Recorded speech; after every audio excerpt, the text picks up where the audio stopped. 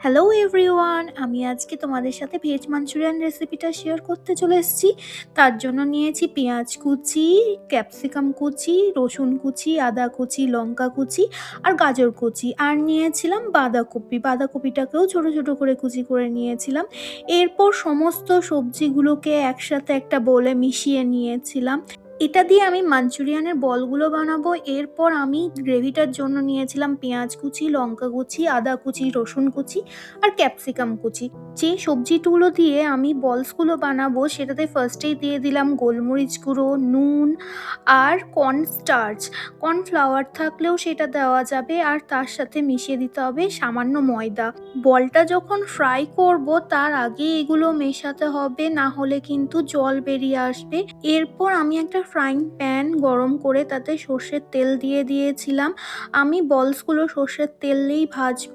আমি হাতের সাহায্যে বলগুলো শেপ করে নিয়েছিলাম, তারপর একটা একটা করে তেল গরম হতেই ছেড়ে দিয়েছিলাম। এরপর আস্তে আস্তে এই বলসগুলো ভাজতে হবে, লাল লাল করে ভেজে ফ্রাই করতে হবে। এগুলো গোল্ডেন কালার অবধি হয়ে আসা অবধি ফ্রাই করে নিতে হবে। এই যে হয়ে গেছে। এরপর আমি বলগুলো তুলে নিলাম। এই দেখো, এইভাবে আমি ফ্রাই করে নিয়েছি সব কটা বল।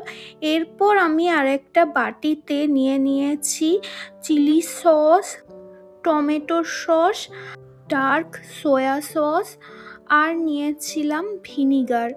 এই সমস্তগুলোকে একসাথে মিশিয়ে সাইডে রেখে দিলাম।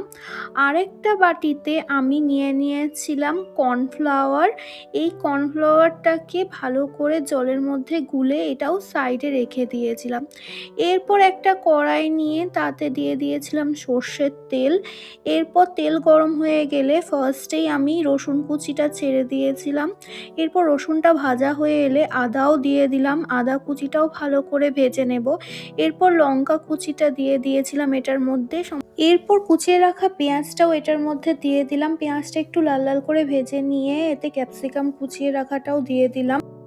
এরপর সমস্ত কিছুকে ভালো করে ভেজে নিয়ে তারপরে গোলমরিচ গুঁড়ো, একটু লঙ্কার গুঁড়ো, একটু স্বাদ মতো নুন আর যে সসটা একসাথে তৈরি করে রেখেছিলাম সেটাও এটার মধ্যে দিয়ে দিলাম। এরপর ওই কর্নফ্লাওয়ার যেটা মিশিয়ে রেখেছিলাম সেটাকেও দিয়ে দিলাম। এবার সমস্ত কিছুকে ভালো করে মিশিয়ে নিতে হবে। তারপর যে বলসগুলো ভেজে রেখেছিলাম সেগুলো এটার মধ্যে মিশিয়ে দিলাম। দেখো, রেডি হয়ে গেছে ভেজ মাঞ্চুরিয়ান। সত্যি ফার্স্ট টাইম বানিয়ে দারুণ লেগেছিল, খুব সুন্দর খেতে হয়েছিল ভেজ মাঞ্চুরিয়ানটা।